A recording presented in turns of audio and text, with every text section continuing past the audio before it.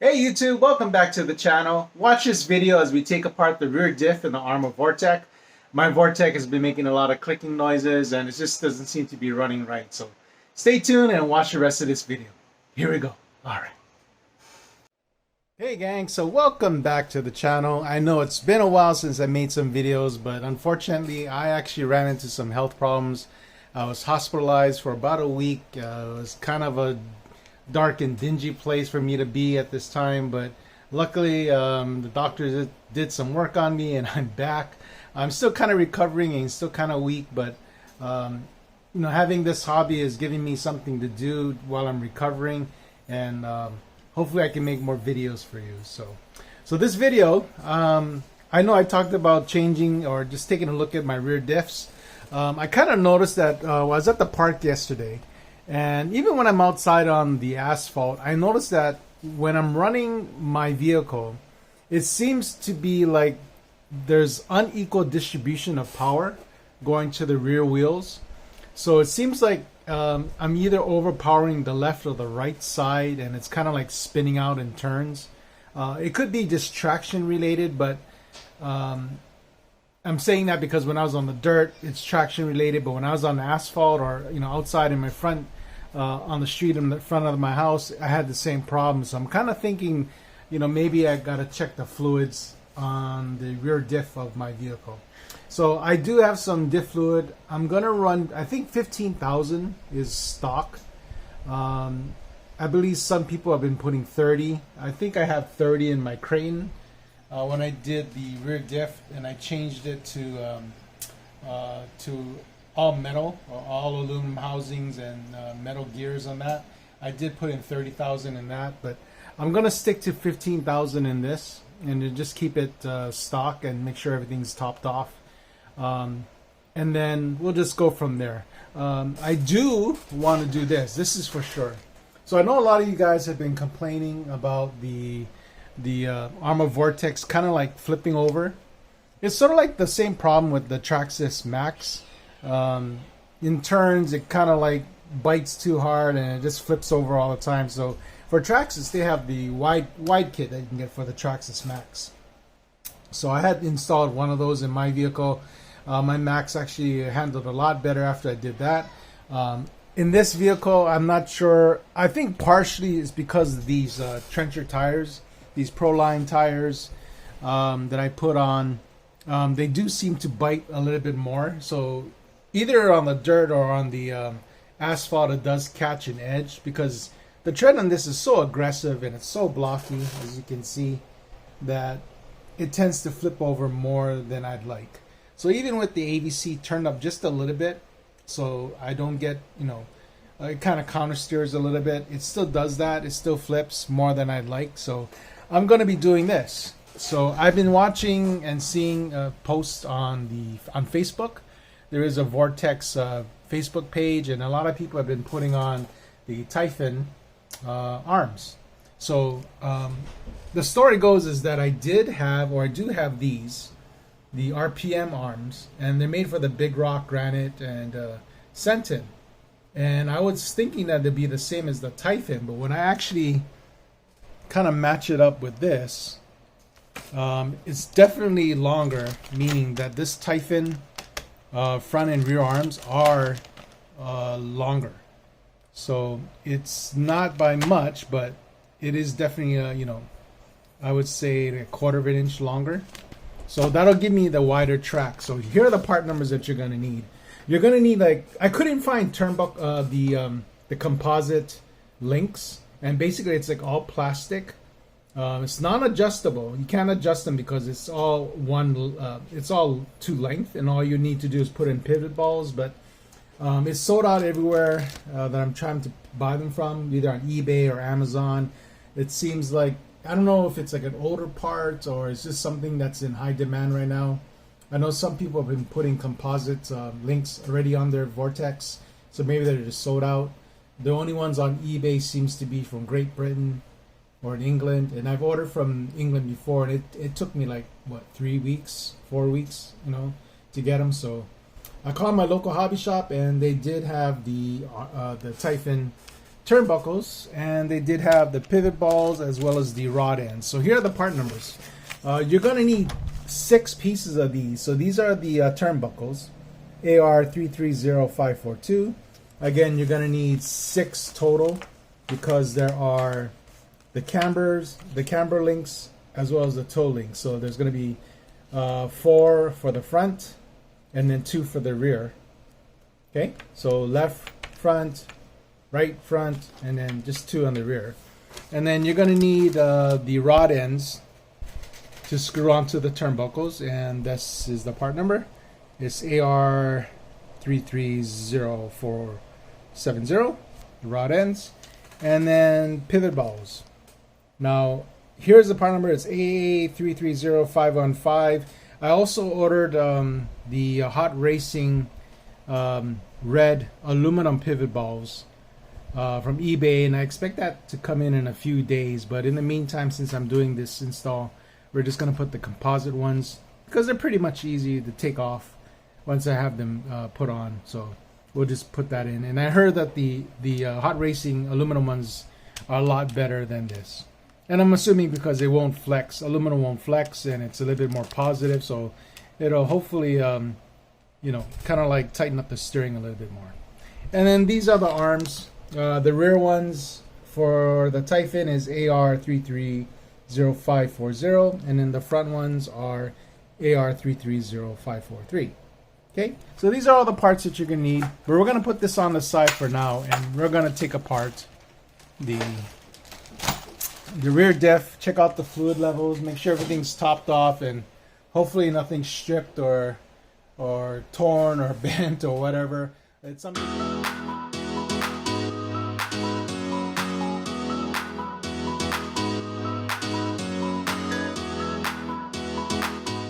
And I basically took out the whole rear section. So all you need to do is take out the 2.0. No, so 1.5. No, it's actually 2.0.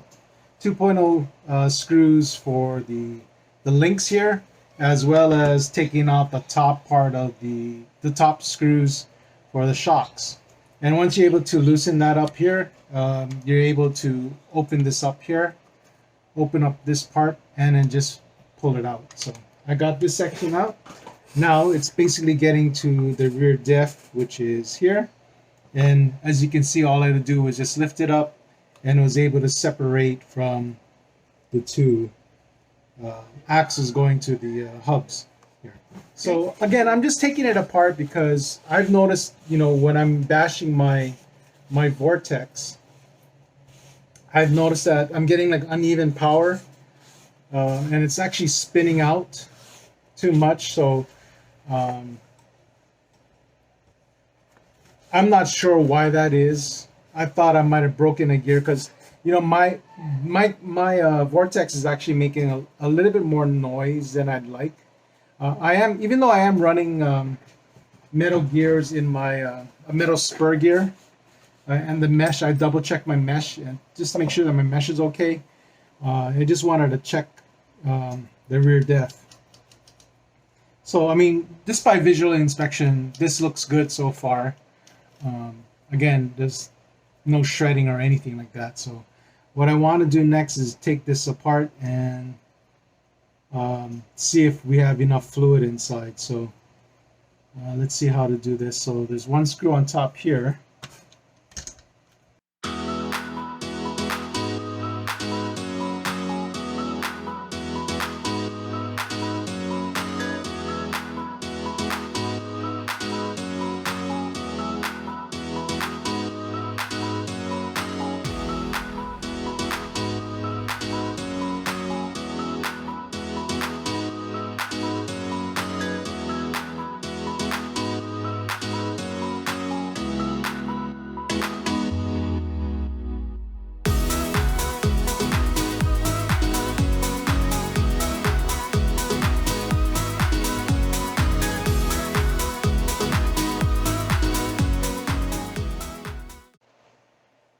Okay guys, so here we are, we're back.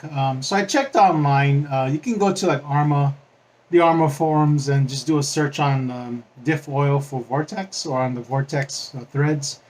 And basically the stock fluid is 10K, so it's 10,000 front and rear. So there are charts on the characteristics of diff fluid. Basically, for thinner fluid, you're gonna get better steering response because it is thinner.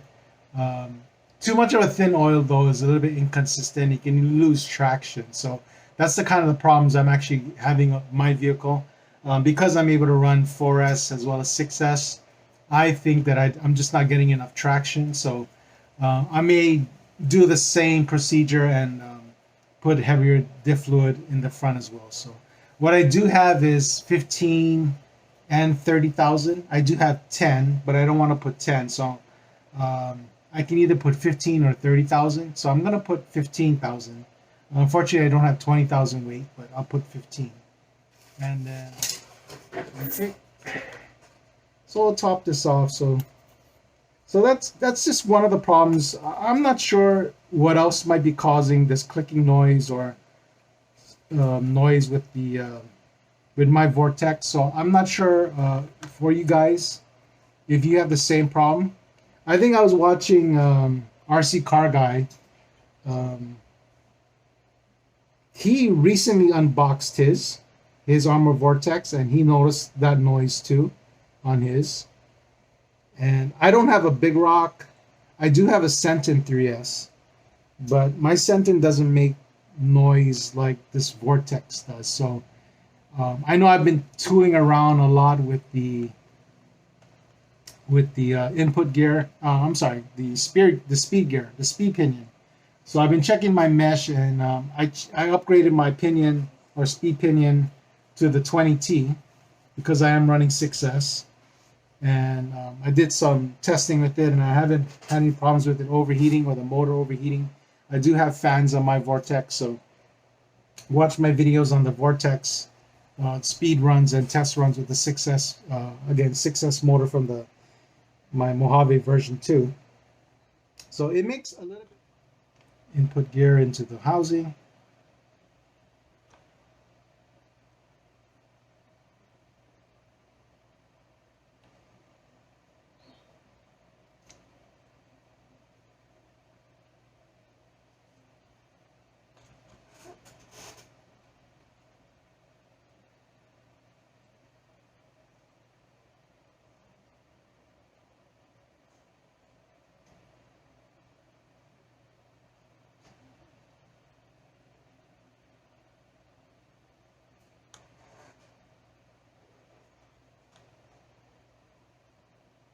Put the other side of our housing on. Okay, that went together great. So you just want to double check, when you put things together that they go together easily. If they don't go too easily and you seem to be needing to force it in, then you know it's not probably the correct way. Okay.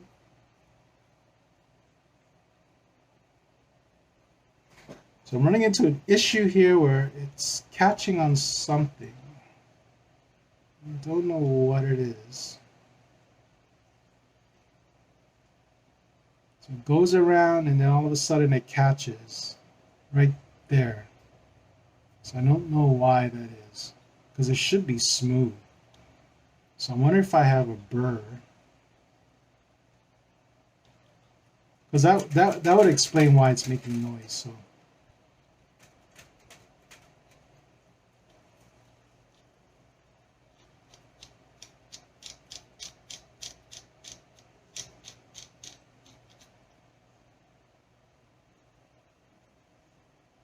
let me just check my gear, make sure there's no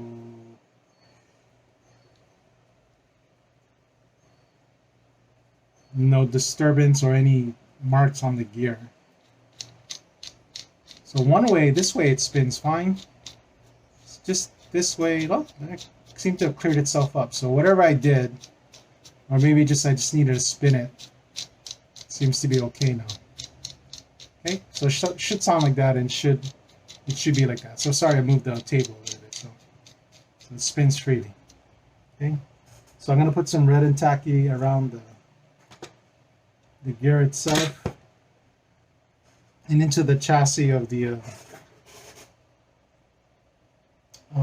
Vortex.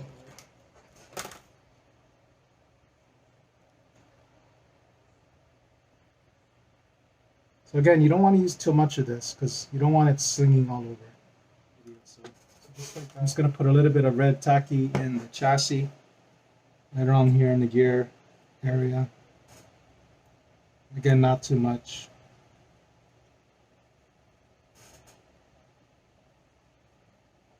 So I'm going to put some at the tip and put some in this area.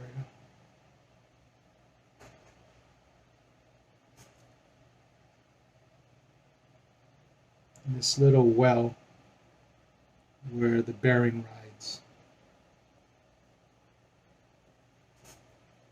Try not to get stuff like this on your hands because it could be cancerous, and you know, I don't want to wish out on anybody, so use gloves if you have gloves. So it'll go like this. I just want to check it.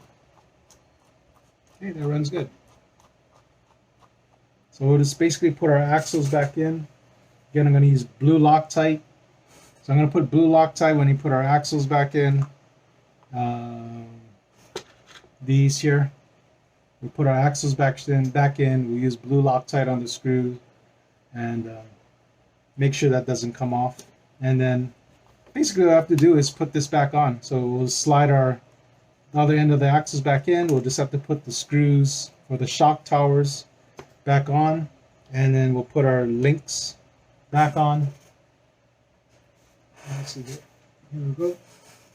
So we put our shock screws back into the shock tower, and then we'll put our screws back in for the links here, the camber links, and that should be it for the rear diff. And before I do that, before I put the diff back on, we are changing to the wide kit, the Typhon wide kit. So we do have to take off the rear arms and replace them with the wider Typhon arms. So basically, there's just a few screws. But you just want to remove of course, the rear arm pins. So you have to take off this side. Took off my shock. Take out your dowel or your pin by taking out the screws here that hold it down, and basically that lifts up. We'll slide out our, let me get a wheel here to prop it up like this. So we just have to take off one of the hinge pins like that, and voila, we got our arm off just like that. So the arms are labeled. We have a left and a right. And I'm just going to clean up some of the parts here. Make sure everything goes back nice and smooth. I'm just going to put a little bit of oil on it.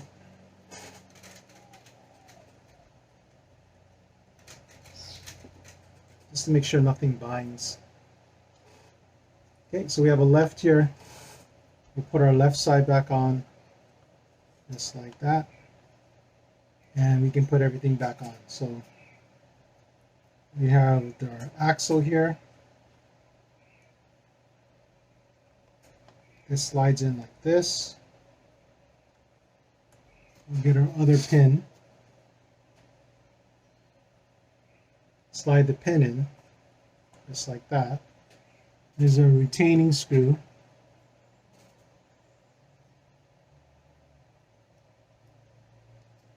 So that it doesn't back out.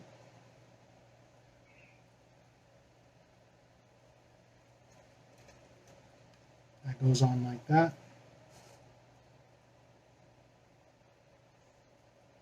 Then we can put our shock back on.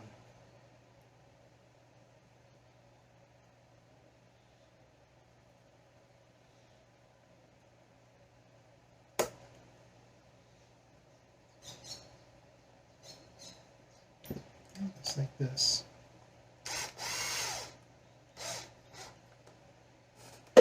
And again, you don't want to over tighten. Whoops! You don't want to over tighten anything because you don't want to strip anything. So Once it's on tight, it's tight.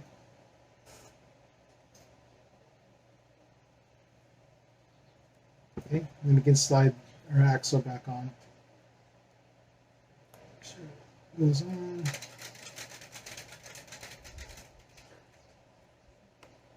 Okay, just like that. And then we'll do the same thing with the other side. Okay, so that's it for that.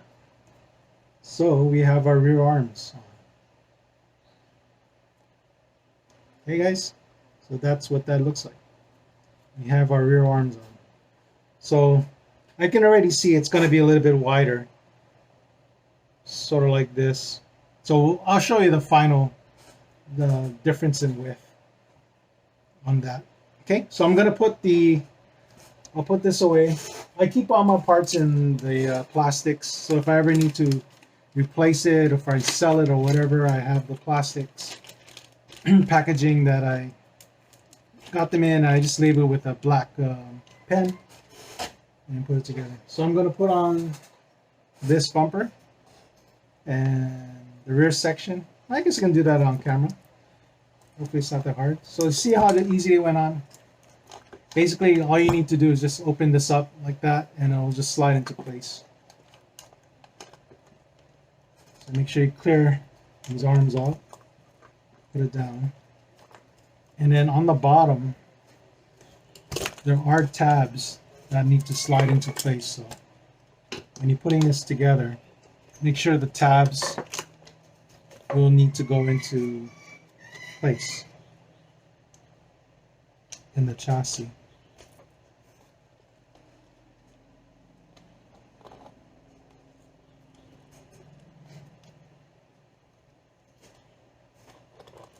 See if we can get this in here like that. Bottom piece is in. Go back to the top. Oh, our diff came out, so let me just align the diff back in there. Come on, diff. Move this arm out.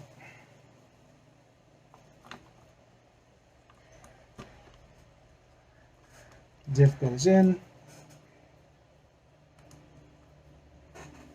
Put our axles back on. Like this.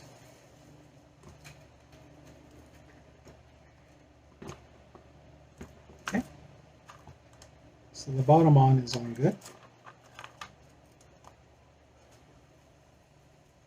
And let's see. Just make sure that you hold it together. I mean, you can do it any other way that you want to put. You can put your shocks on to help keep this on like this, but I'm just going to flip it over and make sure nothing comes apart here on the bottom. Just like that. My light fell over. Sorry about that. Okay, so we have our screws.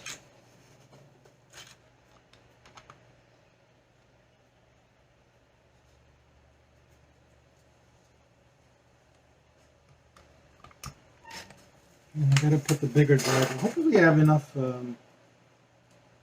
power in this drill, because they are pretty long. So hopefully I can just start it. Okay, so just like that. So we'll put all our screws in, and then we'll come back when I get all the screws back in. I gotta charge my battery, so be right back. Okay, so I'm just finishing putting the rest of this back together. Just gotta make sure our axle's in place, like so. I'll use my other tie just to hold up this arm for now. And we're sliding our shock back in. Just like that.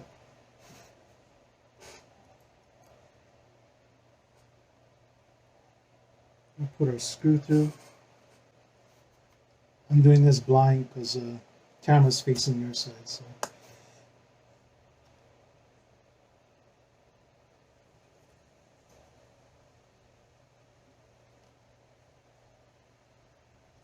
May have to flip this over. Let me flip it around, just so I can see.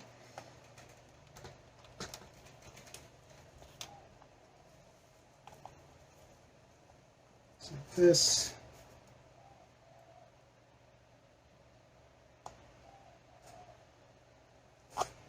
There you go. So I'll switch it back since I already located the hole in the shock. So we're just screwing in this part here. I'll get some of these tools out of the way.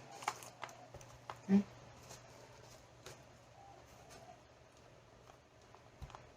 And I'm just going to hand tighten this since my drill battery is being charged right now. So I'm going to right now leave these links right here unscrewed, because we're going to have to change this to the longer camber links. So the thing I'm going to have trouble is finding the correct length, because I'm not a suspension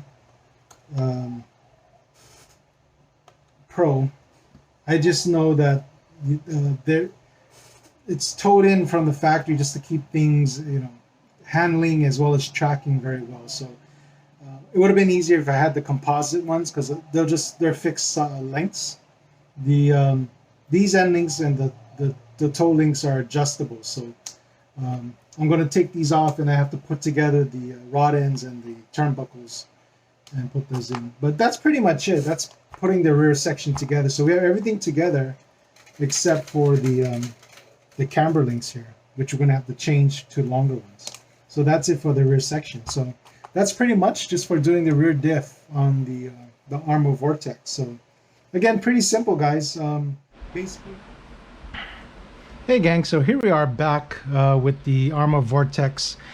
Basically, I got everything all put together, and I'm just gonna do a few things. Once I get the motor and everything back in, I'm gonna do a test to see how the suspension is right now. I've always noticed that out of the box stock, the tracking on this was always kind of squirrely for me. And I don't know if it's because of some of the mods that I made to it. I mean, I know I did like a different servo. And if you watch my videos, I did have originally a JX EcoBoost servo in here. It was very, very quick. And the problem that I had was that the steering was so fast that it actually was a little bit twitchy for me. So if I do like speed runs, which I was doing in my video, if you watch the 6S install from my Mojave V2, the electronics in that I put in here, and I was doing speed tests, I had a hard time controlling it. So I basically had to turn off the AVC for this to track straight. Then another issue too that I had was that the servo saver that I had in here was always breaking. I had a hot racing servo saver. It was always breaking. So I right now I have this Hexfly 25 kilogram servo in here, and it's been working pretty well. I do have, what do I have here for a servo saver?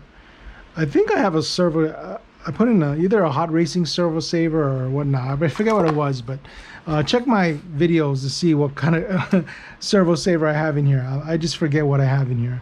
I did buy a 25 tooth original Arrma servo saver, so if anything goes wrong with the steering, I can always fix it. But in any case, so my alignment has always been kind of funny and awkward, and I've always noticed that if I look at the tires, like one side, like how it is now showing on the front, one is kind of towed out like this. So I'm just gonna leave it as is and see how it is in the front.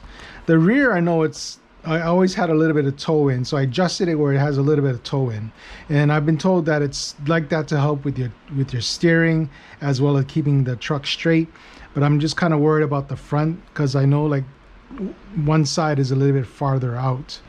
Another thing that I noticed too is that when I put on the tie rods on this side for the right side, there was a lot of play in my wheel. So there is some now here, but there was an excessive amount of play on this side, and I noticed too that the link was actually rubbing on the tire. So in order to figure out what was the deal, I actually took off the steering hub. Now I'm not sure if you can see this, but in the steering hub it was kind of like all gouged out, and I don't know if you can see this. You can see this here.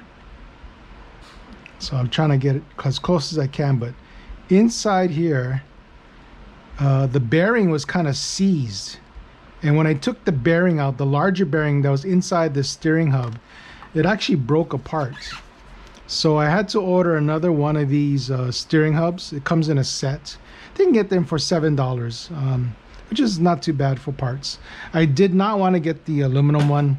I don't think it's just worth it to get an aluminum one because they're kind of expensive. I think they run like $30 to $40 for aluminum ones, and the only ones I could see were like generics. They're not GPM, but it was just generic brand aluminum steering hubs, so I didn't want to take a chance on that. So I'm just sticking with the stock ones, and I just bought some new bearings for the right, and that solved the issue with this link here touching the tire. So that might have been another cause too, and that might have happened is when I was running it, this tire or this side might have come in impact, which it has in the past, hitting a wall or at an angle hit a wall, which caused the steering hub to like jam and cause some damage to that bearing in it. So I think that's what happened.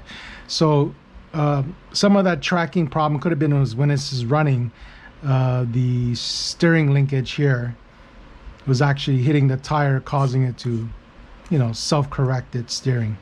So that's what I have. And then another issue is I actually bought these turnbuckles with the end links as a set. I couldn't find the composite style that you can get, which would have been a lot more easier for me to install because I don't have to do all this adjustment. But I noticed that one of the tie rods was very short. So let me see if I can get the package here, and I kind of will show you what I mean.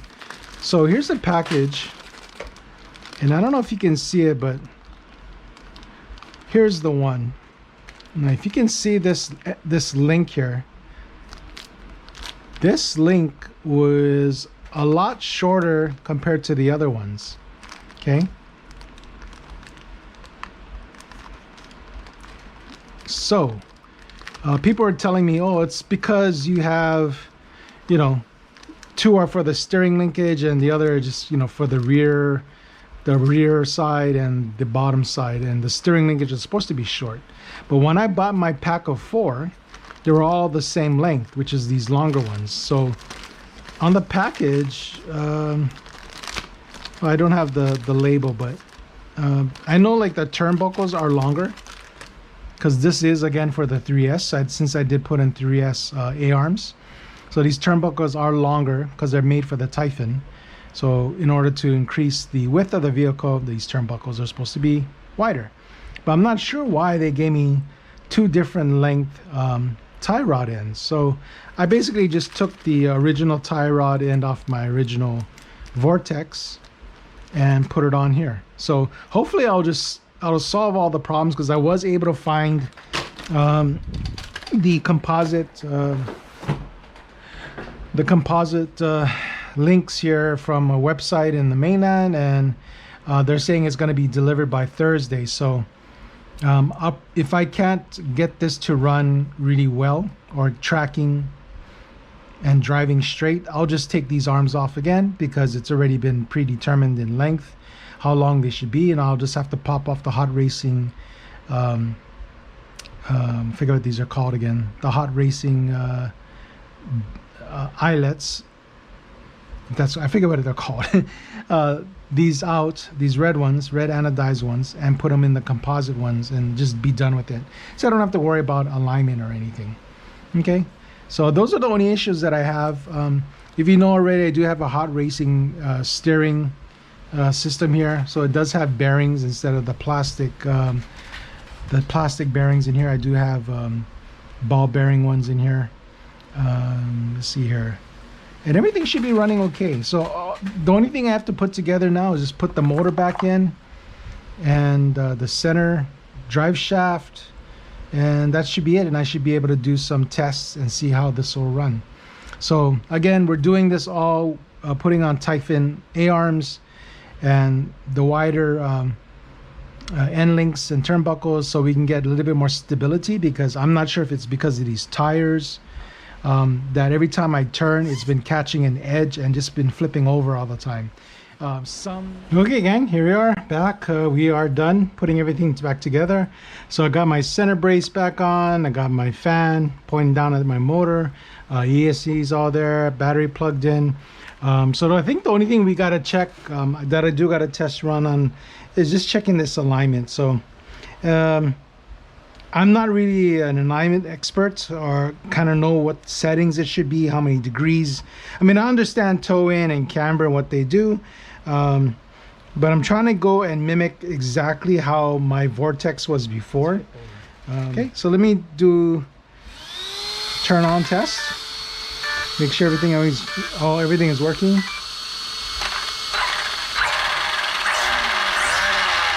Okay. So that seems to be working fine. Let me turn this up to 100. I was on 4S before, so that's why I had it on 75. Okay. These sent-in front bumpers.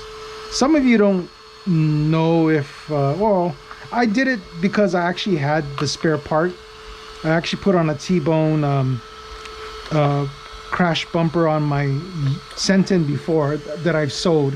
I do have a new sent-in because I bought it for my girls, but I had a sent-in bumper sitting around and I installed it. And the good thing about it is it's an excellent grab point. So carrying the Vortex, I know some of you might carry the rear, but I found that this is kind of hard on my hands just for some reason, just not comfortable. But because this is smaller and I can put my fingers in here, it's actually an easy way for me to carry it. Okay, so let's go take this outside and let's do a test and see how this runs. So okay guys, so here we are, we're on the street, we're doing a test, see how this A-arms and everything has been with this car. Just want to check throttle and everything. But so the issue that I had before was in turns this would flip over pretty easy. So I'm gonna turn my steering rate down or my AVC down all the way, and we'll do some blasts in a straightaway and see how that is. Now this street is a little bit uneven, so it could be a reason why it doesn't really track straight. So I'll just adjust the steering trim a little. Okay, that seems to be tracking good. And we'll do a few speed runs here. We'll turn around. Car's coming here. Turn around. So man, I freaked out that car. But oh, and another thing that I did, since I did have it apart, if you're watching the beginning of this video, I did put in 15,000 weight diff fluid front and back. So just by the sound of it already, that's something that I've noticed that was different.